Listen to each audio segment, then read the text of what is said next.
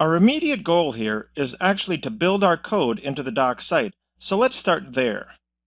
We'll go to the Build and Release tab and start the process to create a new build definition. When we do that, we're prompted for a template. You can see all of the different stock templates that VSTS supports out of the box, which is great. We're looking for a Python build for a Sphinx doc project, which isn't in the list. Not a problem, we'll start with the empty definition. What we get prompted for next is what will lead us to create our queue and agent. We need a machine of some sort that can perform the build, which means that it should have Python, Sphinx, the Read the Docs theme, and possibly the Recommon Mark package all installed already. You can see the options in the dropdown for the agent queue, and some of them may have what we need, but I'm happy to just have the build done on the machine where I actually know I've done the install of all the required items. So I'll hit the Manage link next to the agent queue label and keep working from there.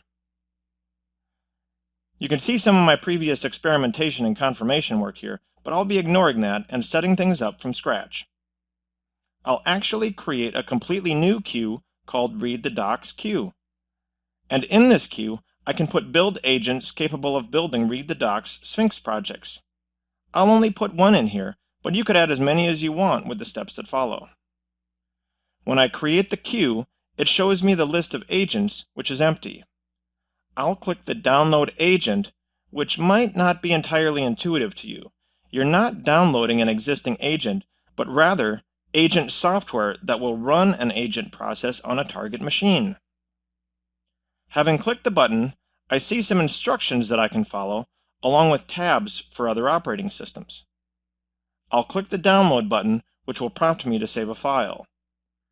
Creating and configuring the agent will be done next, and I'll copy the PowerShell commands from here.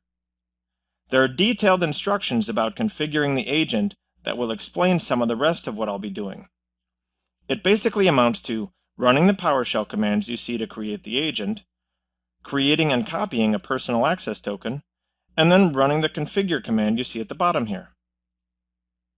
To create a personal access token, you click on your picture or name indicator at the top right and choose the security option.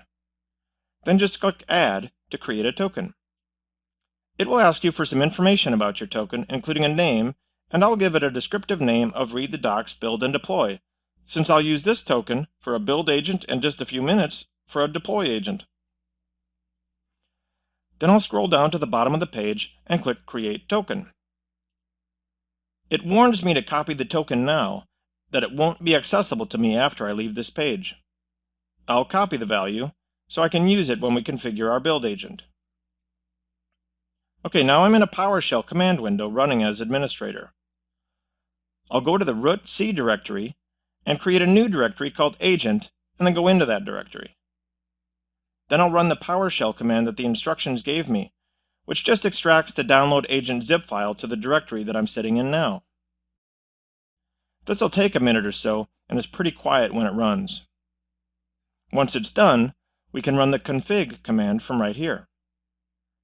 The first value we're prompted for is the server URL, which is the visualstudio.com subdomain for your overall VST instance. Mine is knowyourtoolset.visualstudio.com. The authentication type is PAT, so I can just press Enter, and then paste in the access token that I copied a second ago. Then I get prompted for the queue I want the new agent to be a part of, and I'll specify my Read the Docs queue. Then I'll use a custom name of EricSP4 for the agent name. Then it does a few checks and everything looks good, and I get prompted whether to run the agent as a service. Specifying yes will run a service in the background that is always listening for build requests. Not running as a service means that I would need to come in here and run a command to manually start the agent and then stop it when I choose. I'll use the service option. I'll specify my local account here to run the service as. You can specify any account, local or domain, that would have access to the installed Python instance and packages we pulled. And that completes our build agent setup. We should now be able to circle back and create an actual build definition and have it run on our new agent. Join me in the next clip when we do just that.